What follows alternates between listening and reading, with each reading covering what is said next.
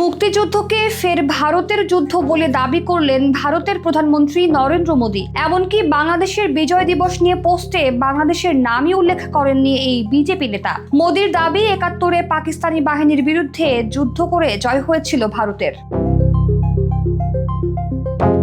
Social media পোস্টে ভারতের প্রধানমন্ত্রী বলেন, বিজয় দিবসে আমরা ১৯৭১ সালে ভারতের ঐতিহাসিক বিজয়ে অবদান রাখা সেনাদের সাহস ও আত্মত্যাগকে সম্মান জানাই। তাদের নিঃস্বার্থ উৎসর্গ ও অটল সংকল্প আমাদের জাতিকে রক্ষা করেছে এবং আমাদের গৌরব এনে দিয়েছে। এই দিনটিতে তাদের অসাধারণ বীরত্ব এবং অদম্য চেতনার প্রতি শ্রদ্ধা।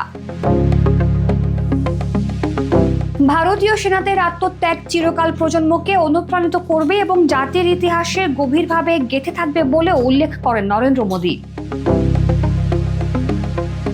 পোস্টটিতে সুকৌশলে বাংলাদেশের মুক্তিযুদ্ধকে ভারতের যুদ্ধ বলে চালিয়ে দেন মোদী। ১৯৭১ সালে বিজয় দিবসটা যে দেশের, সেই বাংলাদেশের নামই এড়িয়ে গেছেন তিনি। অবশ্য মোদীর এ ধরনের অপচেষ্টা এবারই প্রথম নয়, এর আগেও একই কাজ করেছিলেন তিনি। এ নিয়ে তীব্র সমালোচনার মুখেও পড়েছিলেন ভারতের এই প্রধানমন্ত্রী।